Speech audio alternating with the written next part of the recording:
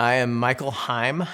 I came to the mushroom world through food, through my belly. And I've been hiking around and foraging for wild foods since 2008 when I discovered it. And I just kind of fell down the rabbit hole of learning about mushrooms ever since. So I started working in restaurants early in my 20s. And I did that as a means to an end for college. I was studying political science and had to satisfy a natural science requirement, a hard science requirement. So I took a horticulture class, which kind of got me more interested in plants. And around the same time, I started witnessing fellas coming into the restaurant I was working at with big giant garbage bags filled with mushrooms. So that kind of turned me on to the idea that I could go out into the woods and find, wild food. And then I got even more romantic about it, just thinking about that was the purest form of food as nature intended it for humans and animals. So I got really interested in that idea and just have been kind of just following that path ever since.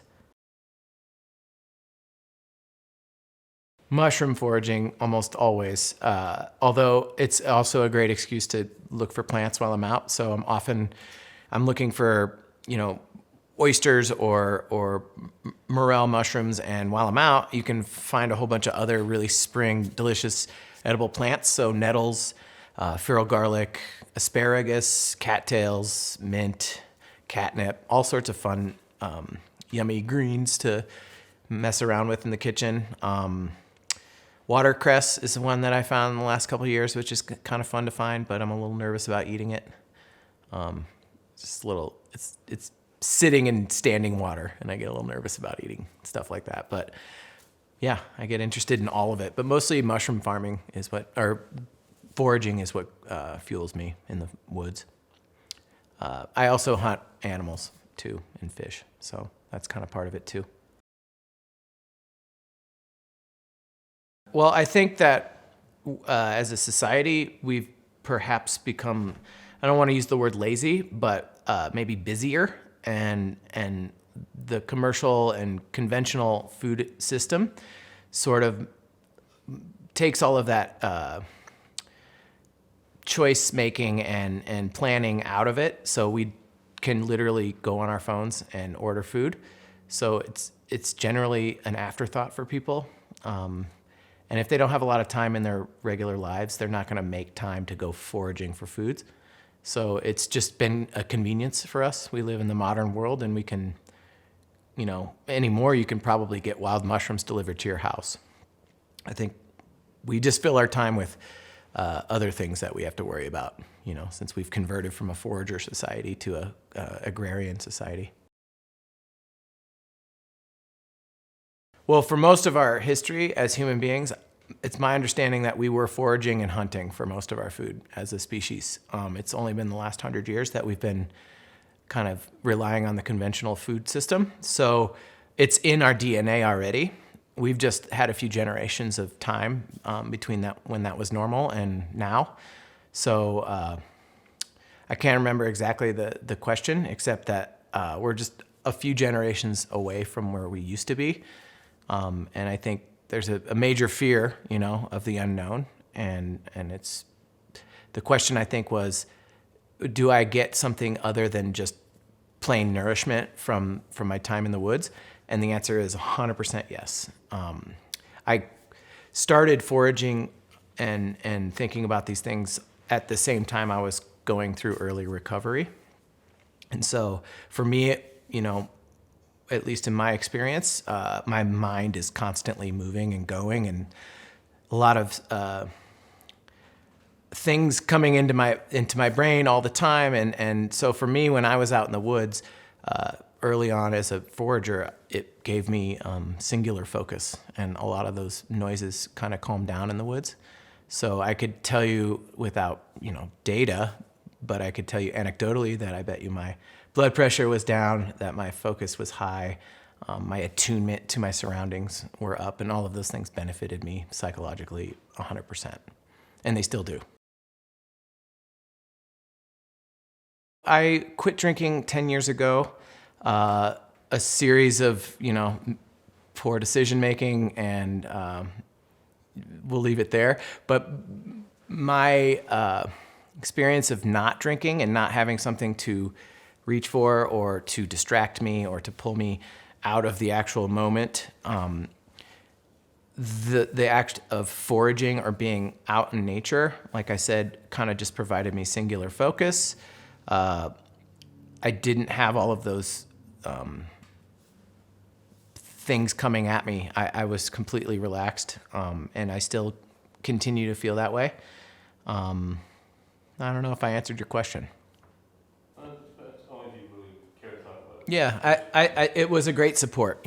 Nature for me is this underappreciated support system we have. Even if you live in the city, you can still get it, and that's what I seek most times.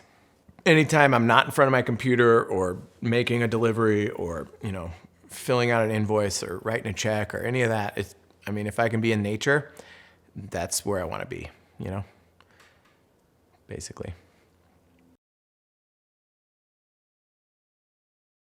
For Colorado specifically, to find morel mushrooms, there's at least 3 varieties that I know that grow in the state. And you kind of got to go by variety of mushroom. So when you're looking in the springtime for morels, you're looking in late April, early May along the Front Range. And we're looking for basically, if you've heard of this term riparian, it just means river forest. So cottonwoods, willows, some sort of flowing water. And in April, May, June, this happens on the Front Range and all of the, creeks coming out of the mountains. So cottonwoods generally will go from Nebraska all the way up to, 7,000 feet, Colorado. So anywhere in there, if you find water, you'll probably find cottonwoods. And then if you find cottonwoods, you'll likely find their partner, morel mushrooms. I think it's Morchella esculenta, if I can remember. And then as the season warms up in the mountains, June, July, August, you'll find at higher elevations in Douglas fir, you'll find the other morel that is pretty common, which is, I can't remember what the black one is off the top of my head, but it's a black morel. The ones that are growing in the plains are usually considered blonde or gray morels. And then further up you go, when the season's warming up in the mountains, you'll find black morels. And then the really fun one to find is the burn morels, which are pretty common these days. Literally one season after a major fire in the mountains, you can go back to these places and find these humongous growths of burn morels. And that's a Morchella tomentosa, and there's a few other varieties that grow there, but that's a real trip. Walking through a totally apocalyptic scene, but then still finding, beautiful clusters of gourmet mushrooms growing. It's kind of surreal. Sort of one of the things that fuels me in my foraging role is being able to interact with people who really care about their ingredients. So over the years, having come from restaurants and worked in them locally in Denver, Boulder, I've developed some good relationships with some chefs. And for example, I've sold to Frosca or Locale or The Kitchen, or, sometimes I would sell to Black Belly. But what I think is really cool and unique and something to note is that there's not a lot of people in the state that actually have a permit to sell directly to restaurants. Not a lot of people actually know that you need the Colorado Department of Health and Environment, I think it is, CDHPE or something. But they have a permit, an actual certificate and license that allows you to sell to restaurants. So if you are a commercial forager and you're wanting to sell to restaurants, you need this permit. So It's a pretty important thing, and I only stress it because there's a lot of young chefs, a lot of young sous chefs who oftentimes do the purchasing for restaurants, and maybe they are or are not educated on what is legit safe and gourmet versus maybe something that could hurt people. So I always like to make mention of that. And the other cool thing is there may be like 7 of us in the whole state that have the permit. So I feel like that gives me some street cred. But I do enjoy walking into a restaurant with mushrooms that I had spent the day hiking and looking for. That's a total thrill for me, you know? And to see the faces of these young chefs when you open up the bag or the bin and you show them, you know, 40 pounds of what matsutake mushroom, you should see their faces. It's pretty fun. No, I'm not a cold caller. It's not my comfort zone. I can't sell. So I usually rely on an introduction from other chef, or I usually will know somebody at the restaurant before I go there. But over the years, I just have my like handful of accounts that I really depend on when I'm selling mushrooms. So the cold call is definitely not my comfort zone. Especially like having been on the other side, I don't want people coming and talk to me about stuff. Can you scoot just really slice a bit till you're left? So a lot of people learn about new foods by sitting at a restaurant, you know, like, I mean, when I started working in the restaurant world, it was in 2000. And it was a means to an end. And then when I moved to Colorado, 2010, I noticed a shift, and I don't know if it was because of geography or just the time that we're living in, but the means to an end was now taken seriously as an actual career, right? And so you have all of these cooking shows, you have Instagram and social media, everyone's trying to stand out. And then if you're in a kitchen and you're putting a menu together, you want to stand out there too. So all the chefs have the same distributors unless they're plugged into a farm to table network of, you know, variety of farms in the area. Otherwise, you're basically looking at a catalog or a price list that you get emailed. And so I think with a lot of the attention towards, you know, sourcing and putting the coolest, you know, plate together, chefs are looking for really unique ingredients that they can put on the table. Diners, people who are out looking for a unique meal, are looking for that wow factor. You know, anymore. And I remember when gnocchi hit the scene, and like 95% of the people didn't know what you were saying to them. But now gnocchi can be found in the, you know, freezer aisle at Sprouts. So chefs are constantly trying to reinvent plates and put unique things onto a plate, and so they're on constant pursuit. And I've met chefs over the years who are sort of like me in the foraging world, or some of my friends, where you just fall down that rabbit hole and you're looking for that perfect whatever. So it's fun to see that happening now and it happening more. And the same goes for some of these, you know, micro farms that are popping up. You know, Mark from Esoterra grows really unique, you know, chicories, and he geeks out about chicories. And, you know, Ann Cure at Cure Farm is growing really unique, you know, cabbage or Treviso or things that you've never heard of, and now they're mainstream. So I think it dovetails nicely with everyone's awareness on sourcing.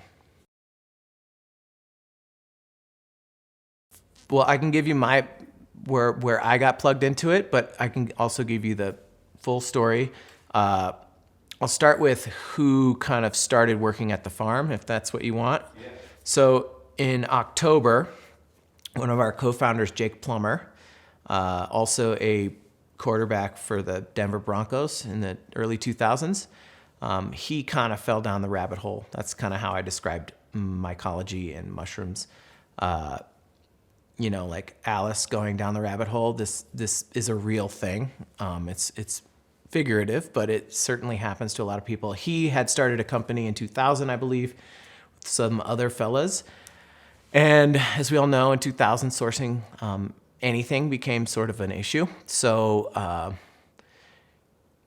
it came to be that there was a farm, a mushroom farm that had already been built out in Fort Lupton. In fact, I knew Tom from some of the restaurant accounts. He had been supplying restaurants gourmet culinary mushrooms from his parents' ranch in Fort Lupton. He had built out a couple buildings, a first-generation building and then a second-generation building. So Tom and his family moved to Montana, I think in 2020, and this other fella, Alan, and his wife, Kim, bought the ranch as their retirement home.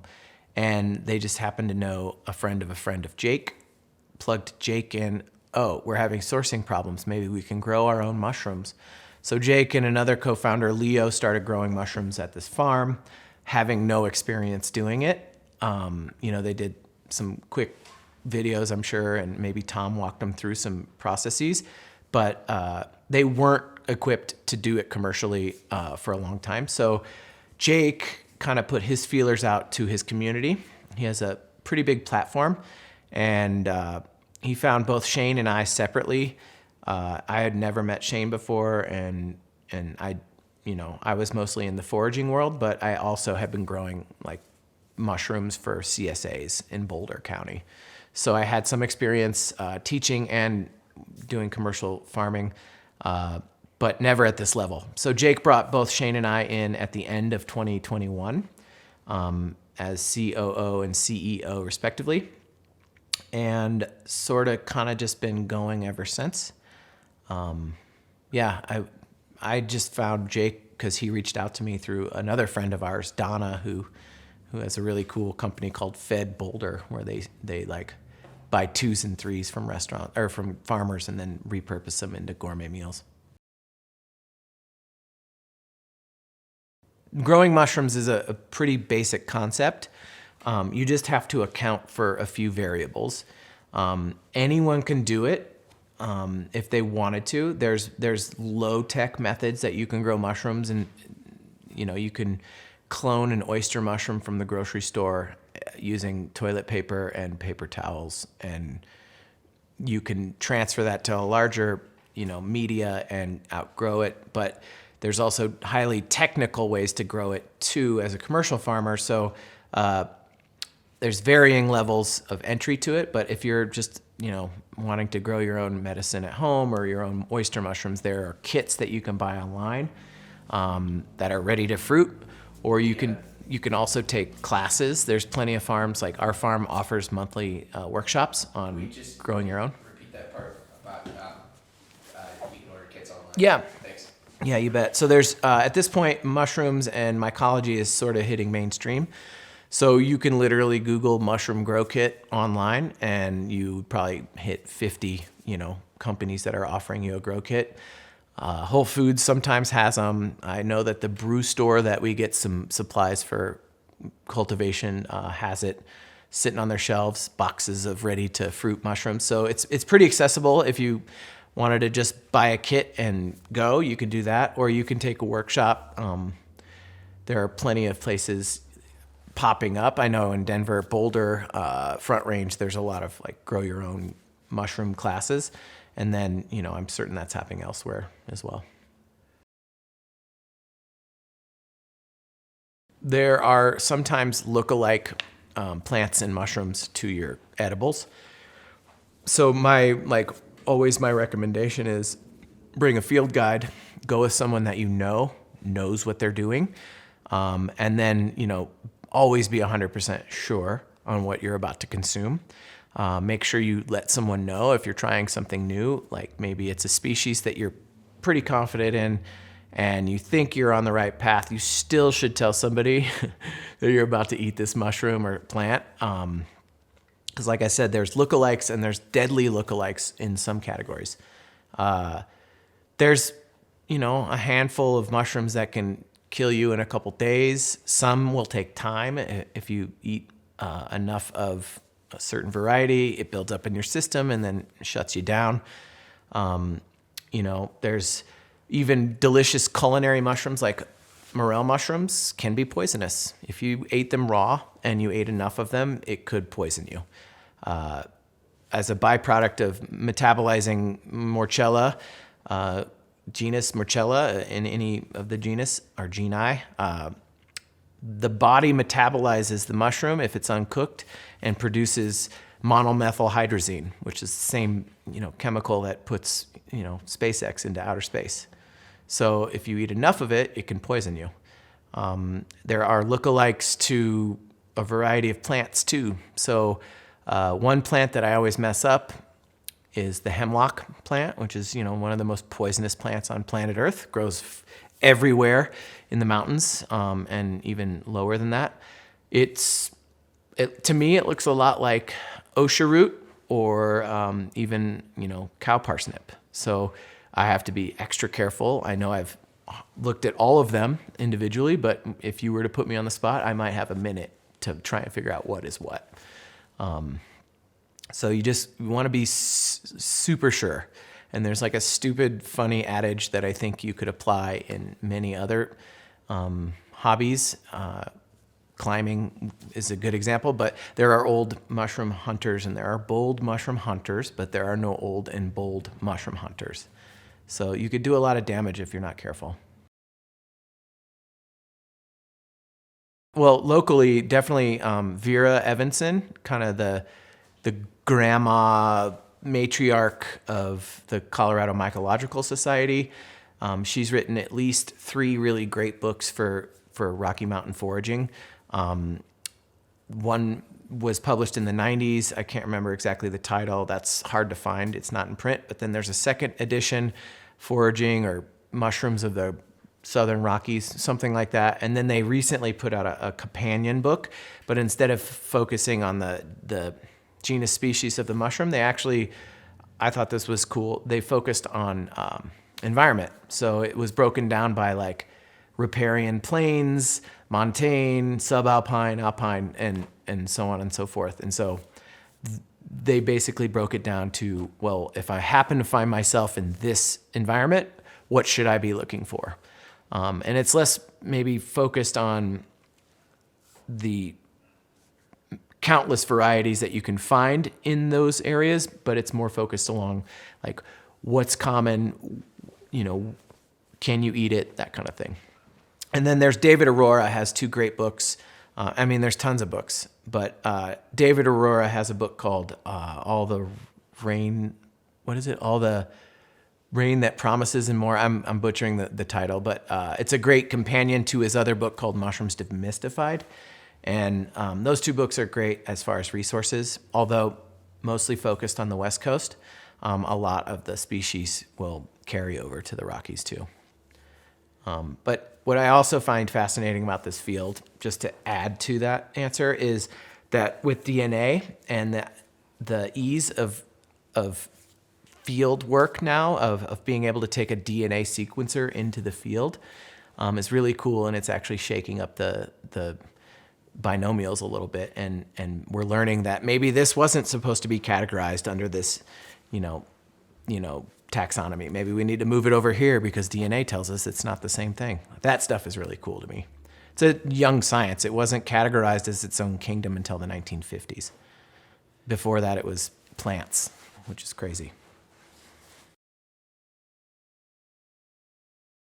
So the theory is that we shared a common ancestor, and there's actual archaeological evidence of sort of like a little sperm that is called Opistheconta. It's a fun word to say, but it literally is an ancient fossil, I guess, that shows a little tail on this fungus spore, and from there they deduce that at some point in human or animal fungi history, we kind of diverged as a different path on the kingdom, I guess. So we went from being these organisms that digest their food on the outside, which fungus still does, to containing or taking our food inside our bodies and digesting it in sacs. At some point we diverged in history, and I'm not quite sure of the years, how many billions of years that happened, but it's theorized that the reason things like penicillin is effective for us as humans and animals is because that is a fungus, and penicillin has been fighting the same contaminations and micro competitors as animals have been but they've been doing it like totally exposed to the environment. So that's one theory of why we can take penicillin, and it fights off those same, bugs and critters, for lack of a better word. So yeah, there's strong physical archaeological evidence that suggests that we did share a common ancestor, and that at some point we diverged. And animals went this path. They, like I said, would go out, eat food, and bring it into their belly, and the belly would do all the work. Whereas like fungus and mycelium actually goes out into its environment totally exposed and consumes its environment by sending enzymes out to the edges and synthesizing a way to digest. So,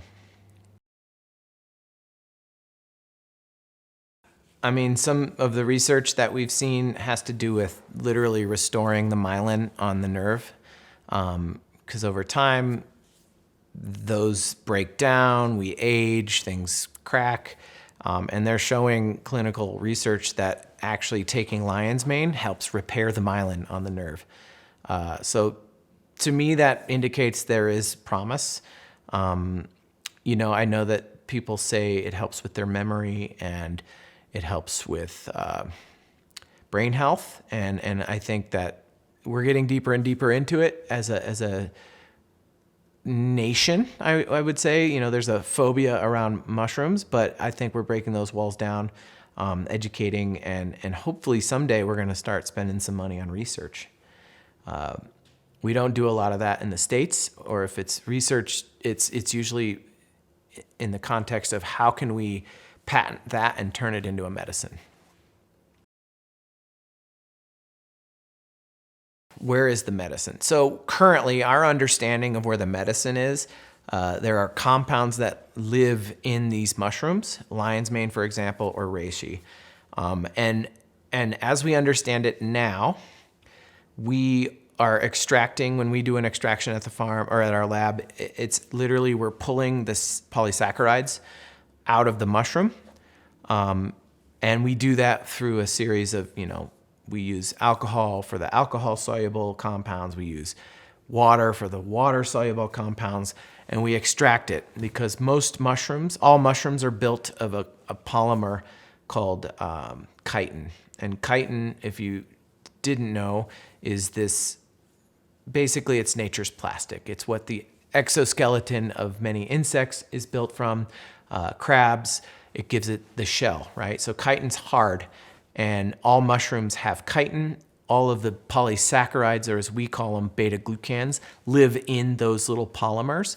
So if you've ever gone to a salad bar, added the raw mushroom to your salad, and then ended up feeling a tummy ache later, it wasn't probably the cottage cheese that you questioned or the blue cheese or whatever else on the salad bar that made your tummy hurt. It was probably your body and your stomach's response to trying to digest the chitin in that mushroom. So even if it's, not supposed to be medicinal and it's a culinary mushroom, you should always cook it because the heat breaks those polymers down, and you are now able to access the yummy goodness inside of those mushrooms. Same thing goes for extractions.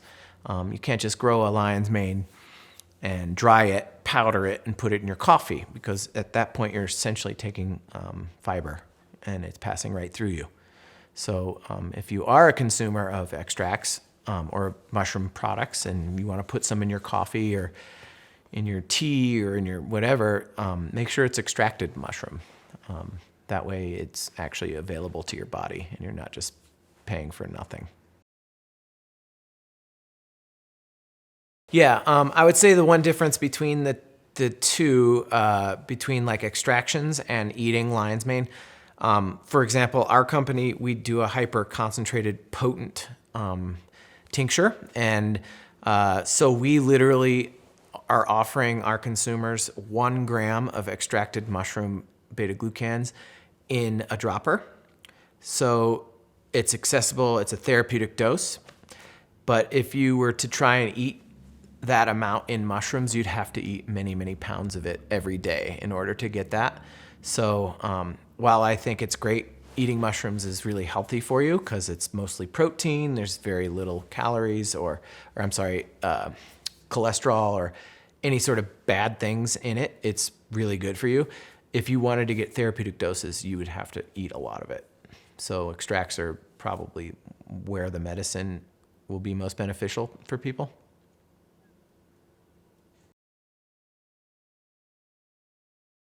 Reishi mushroom, my first experience with it just was growing it, and I was growing it with an acupuncture student. He was studying at the Institute of Taoist Education and Acupuncture in Louisville, Colorado, which is basic Chinese medicine.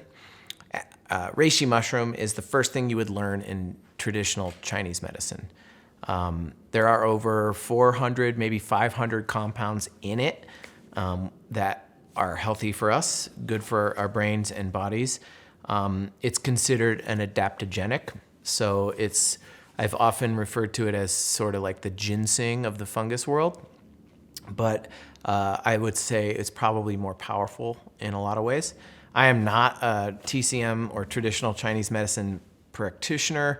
I'm a believer in it. And I just know that in many cultures, it's considered like this really special mushroom, especially in Asia. It's known as lingjing, I think I'm pronouncing it well enough, in China, and this is the mushroom of immortality. And I'm sure maybe Shane touched on this, but this mushroom is so important to that part of the world that in ancient China, if you maybe were en route somewhere traveling and in the kingdom and maybe the soldiers stopped you and you were traveling with this mushroom and you weren't going to visit the emperor, you may have been, executed because it was that revered in the society. As far as its medicinal compounds, the word adaptogen comes to us from one of the world wars. I think we were trying to figure out how to regulate soldiers, because in war and battle, your everything goes up and down. If you're in a battle, your adrenaline and everything shoots out of the roof, and then when you're not, it comes down. So there's all of these ups and downs, and so they came up with this idea of an adaptogen. So what could we give our soldiers to help them regulate? I'm not saying that American troops were given reishi, but what I am saying is reishi can provide that regulation and serves as an adaptogen. So I know Shane jokingly refers to this hypothetical pandemic that may happen sometime.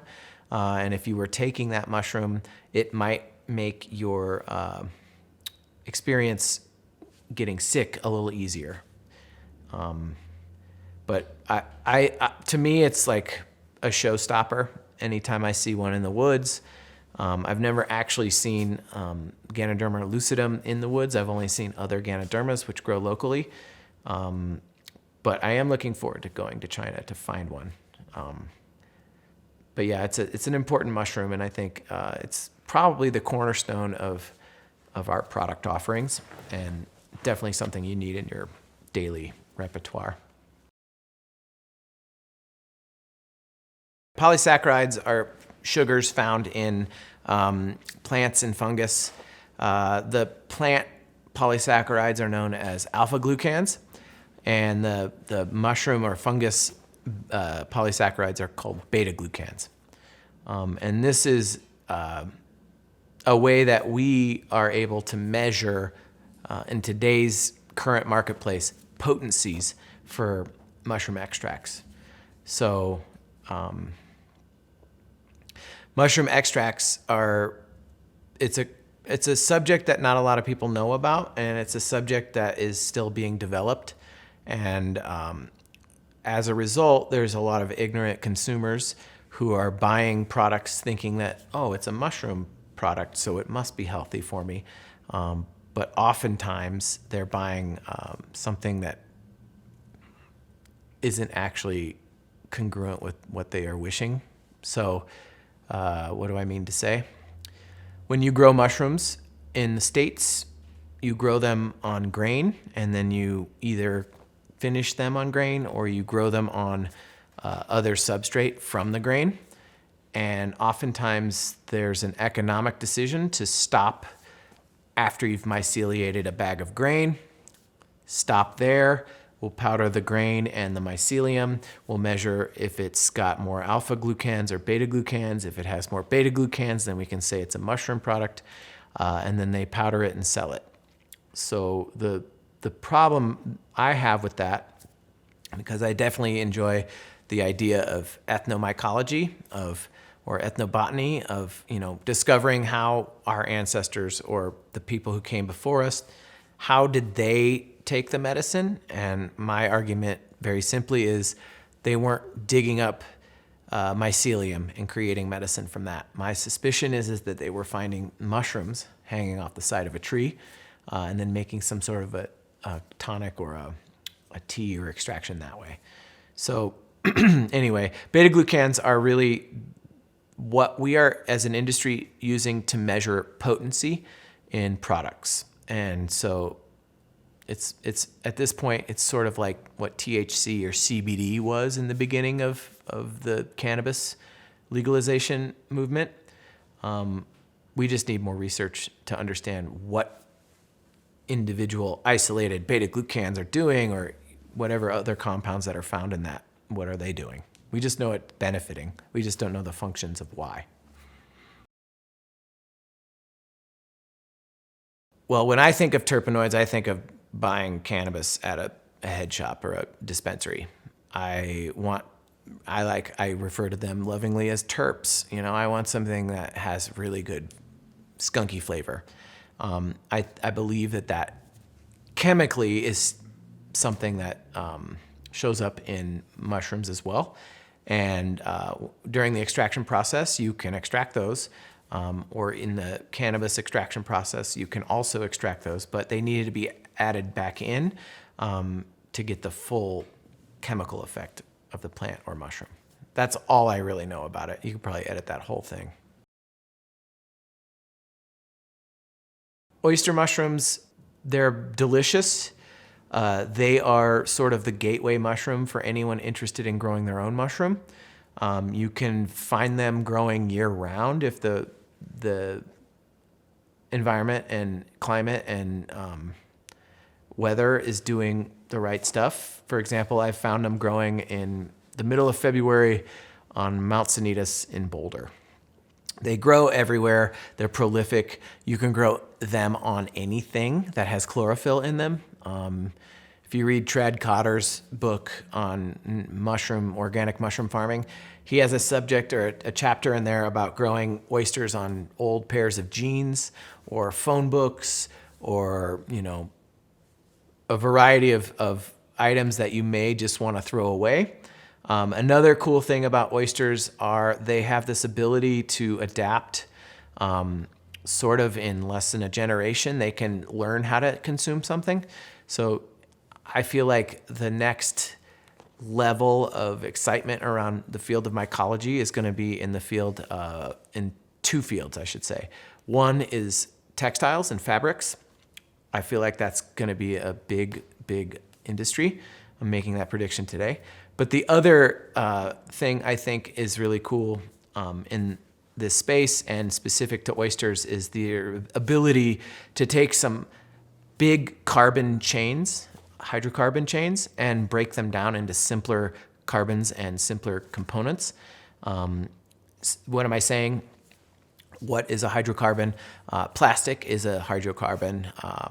Petrochemicals is a hydrocarbon. We find in nature now more and more. So what I think is cool about oysters is that they will probably play some role in myco-remediating some of that pollution and taking something that's really toxic and breaking it down into simpler form. It's not like we would eat the mushroom after it fruited, but at least it sort of broke down.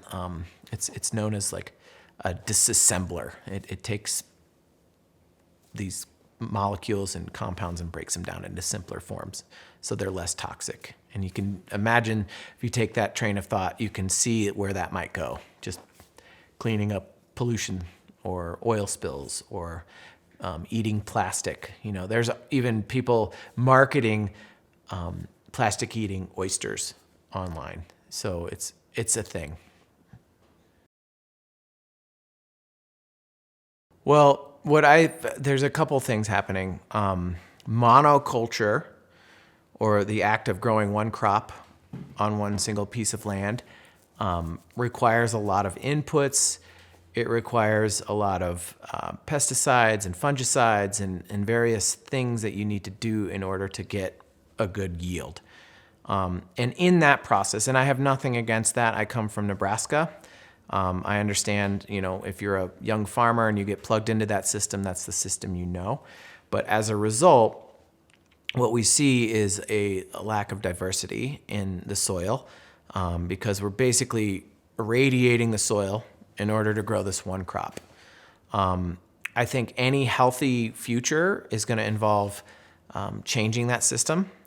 It's going to involve incorporating food forests instead of clear cutting a whole swath of land and then planting one crop. I think there's got to be some smart decisions made. I'm not the person to probably help people figure that out, but I do know that what is critical to this is the mycelium that's growing in the system, which transports nutrients and vitamins and minerals and water and all of these things underneath the soil. But what's happening is when we do these big giant fields is we're wiping any sort of ecosystem or environment that's happening under the grass or under the ground that we don't even see. We're basically taking that and wiping it away and then wondering why, we have issues with our health and with the food that we're putting in our body. Because, the corn, we're harvesting the corn, but it was grown with pesticides, fungicides, whatever, other stuff they add to it. And then, we're getting all of these things into our body. So I'm not sure if I'm answering your question, except that soil health is world and earth health. And we're doing a terrific job of destroying that as a species. For me, I think that there's got to be a larger scale change in how we get our food. While I sometimes would espouse the virtues of globalism, I also feel like localism is also important. And if anything, we learned a lot from 2020, supply chains, even this war in Ukraine happening right now. Like, I didn't know this, but a large chunk of the world relies on wheat from Ukraine. Who knew that? So I think some of these local farm to table movements are important, and I think those are going to develop the backbone to future soil health and planet health. So what little I know about that subject, I can share with you. When we have like a major catastrophe, or when we're clear cutting, or any of these things where we're removing the organic matter from a forest system, we're also removing the carbon from the forest system. So from what I understand, there's a really cool project here in Colorado where when they're getting ready for a fire season and they're trying to, mitigate ahead of time and organize their forests, I know that historically we would just cut a bunch of trees down and we would remove them from the system. Now, if you know anything about, anything, you realize that that was a giant source of carbon that you just removed from the system. So I think some really cool cutting edge and unique ideas that are happening include, instead of removing that debris and taking it away from the forest, there are people here locally who are actually propagating native oyster species, like coming back to the oyster conversation, in order to inoculate these fell trees and to inoculate them with oysters so that they can break those trees down into those smaller compounds and then disintegrating into the soil, thus returning the carbon back to the soil. As far as if growing more trees are the answer, I think that's a simple answer. It's like you can take supplements or you can take, that one healthy meal in a week, but if you're not combining that with exercise, meditation, all of these other things that will enhance your life, you're really not going to get what you want. The same thing goes with, we as a society want some easy fix. I want to know that since I bought that car, 10 trees are going to be planted in this beautiful forest, and I can feel good about, polluting for the next 20 years with this car. It's a matter of yes and. So yes, plant 10 trees. I think that's great. And what else can we do on top of that to make it healthy? That's kind of where I come to it, it's called greenwashing, right? If I feel good as a consumer buying something, then I'm going to buy it. If it makes me feel like I'm contributing to planet Earth or whatever buzzword we want to talk about, then I'm going to buy it. But I think that just falls short, and it's sort of, based on your question, I think that's sort of what I'm getting. It's like, planting trees is good, but that's not the answer. I think changing behavior is the answer. I think reworking our ag system might be an answer that could help. It's not just plant a new tree and call it good,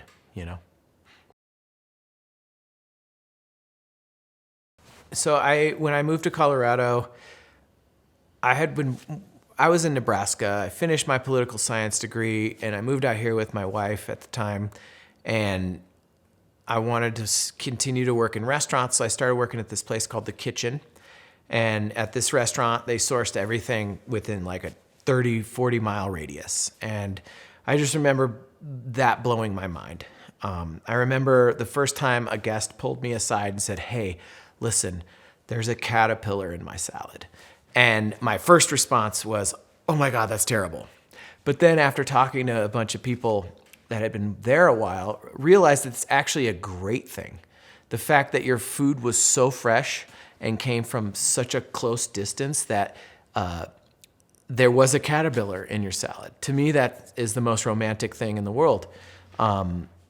It means to me that they're not spraying chemicals. It means to me that it came out of the ground that day. It means to me I'm getting maximum nutrition from this product. And while it's just a measly salad, like it's not going to change the planet, those moments right there really tapped me into what is important and how things should shift. And again, just to go on this, we're a global community now, but I also think that we have so many unique offerings in the local sense that we should be exploring that. We should be figuring out these food systems that are hyper local. If COVID didn't give us a reason to do that, I don't know what will. Because honestly, anyone can be a farmer if they have a sunny window or anywhere on your property to grow your own food. There's in my mind, very few things that would rival like a homegrown tomato, or some arugula that you put in your windowsill. Herbs, fresh herbs. You can really enhance your life with simple things like that. And if we could do more local food and get people involved, get their hands dirty, pull a carrot out of the ground, it can change lives. It could also enhance, everyone's community. To me, it's a no-brainer.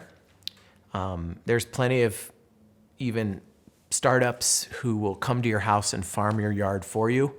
My friend Mara has a company called Boundless Landscapes, and they literally contract with neighbors, and they plant boxes in their backyard, the owner of the house gets a percentage of the yield, and the young high school kids working the farm, quote farm, end up taking the produce to market and learning about business and agriculture.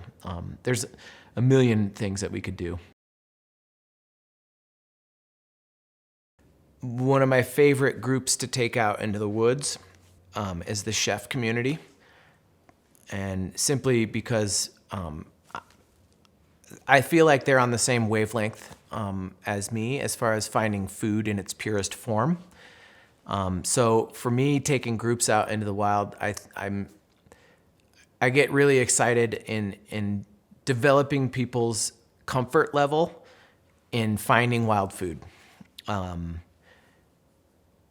There's a certain fear and a certain phobia because we've been so removed from the act of going out and finding our own food that getting out there in the wild, getting people's hands, pulling a mushroom, talking about it, even tasting a poisonous mushroom and spitting it out, these are all things that light me up, and I think this is what the community seeks.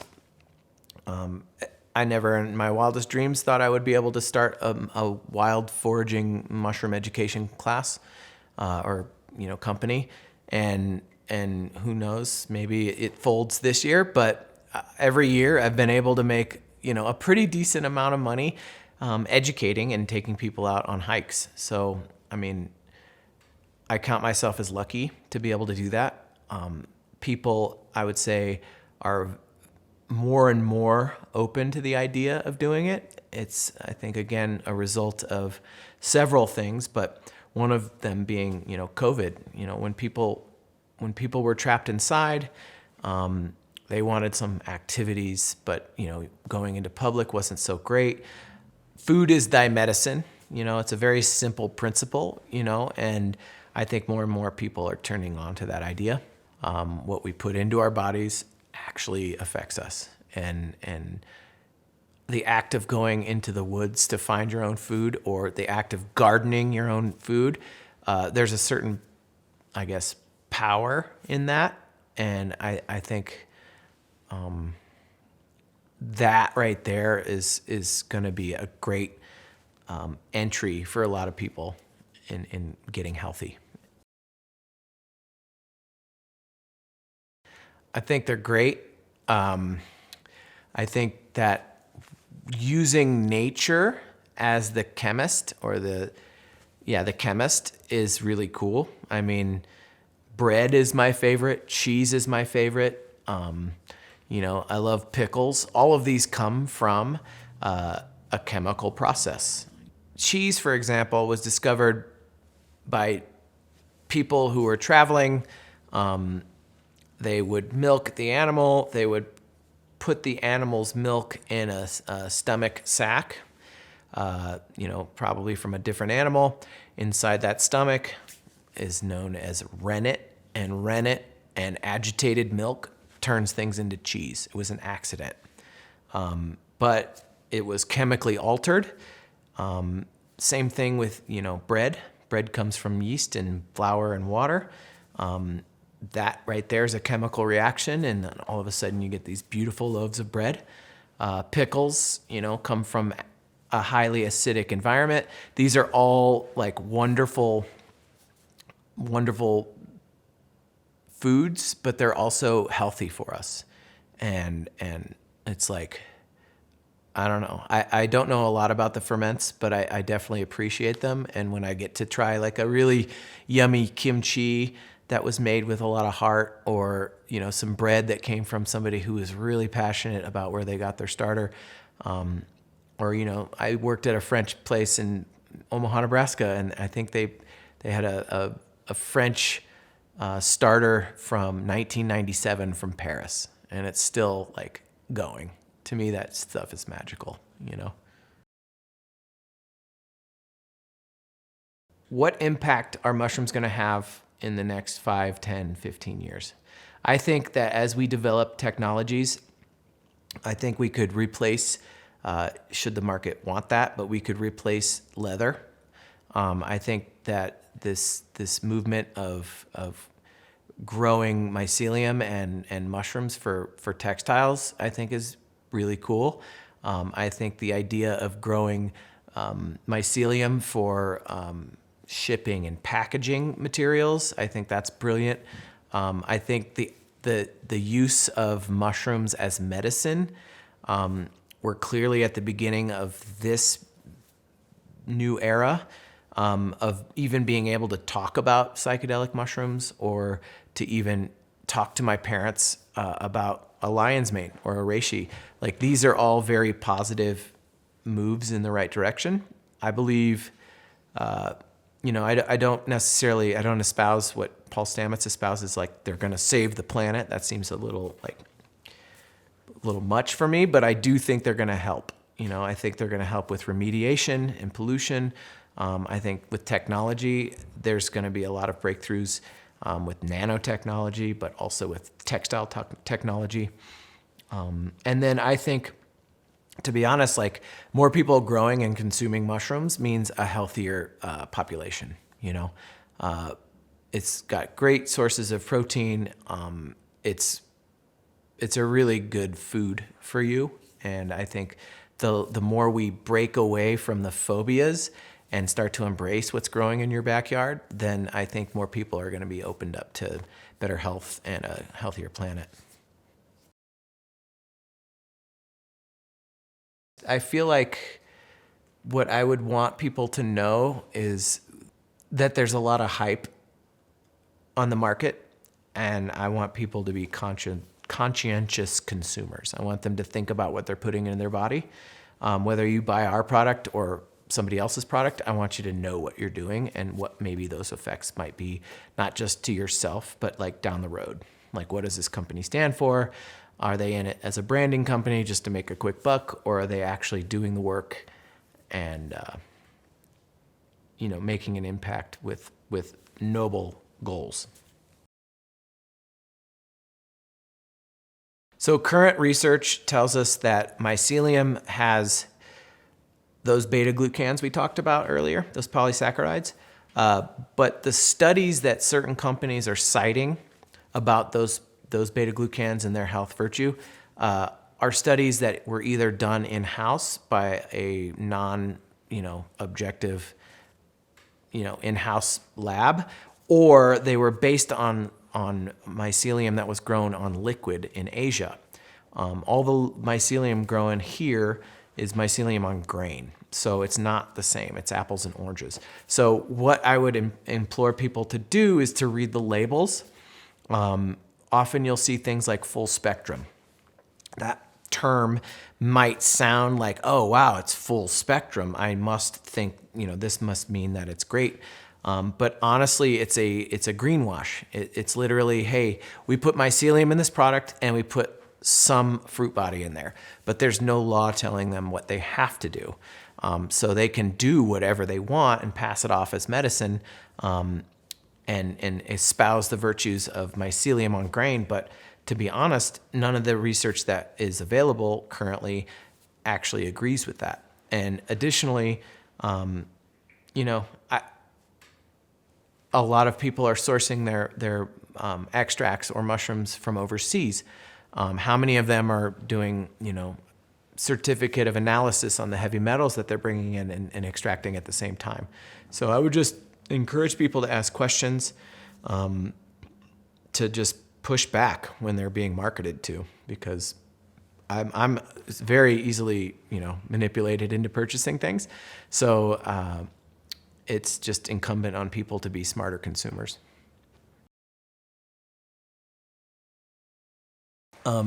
So that's kind of a hard question to answer. What is my favorite mushroom and why? Well, so I'm split, because my favorite thing to do is to hunt for mushrooms in the wild. And it sort of depends on the season and the timing, maybe even the people I'm with. My favorite mushroom to find in the wild is chanterelle. It's only because it's not so prolific in the state that we live in now. But there are other mushrooms I really like to find too, like the matsutake is really cool. But I don't necessarily love eating those mushrooms. I love, a really tasty, oyster mushroom when I've grown one, and taken it home and mixed it in with like a white bean pasta or something. I don't necessarily have a favorite. It's like asking your favorite child or whatever. But what I do have as an experience is, even if I've seen reishi growing on our blocks for 15 months in a row, I still am awestruck at their beauty. The same thing goes for certain mushrooms I find in the wild, like amanita is this really cool, beautiful red mushroom with white warts on it. And I've seen them, thousands of them in my life at this point, and I still am stunned and awestruck every time I see them. So maybe there's not one that I love to eat the most, but I do like just their beauty and when I find them, mostly.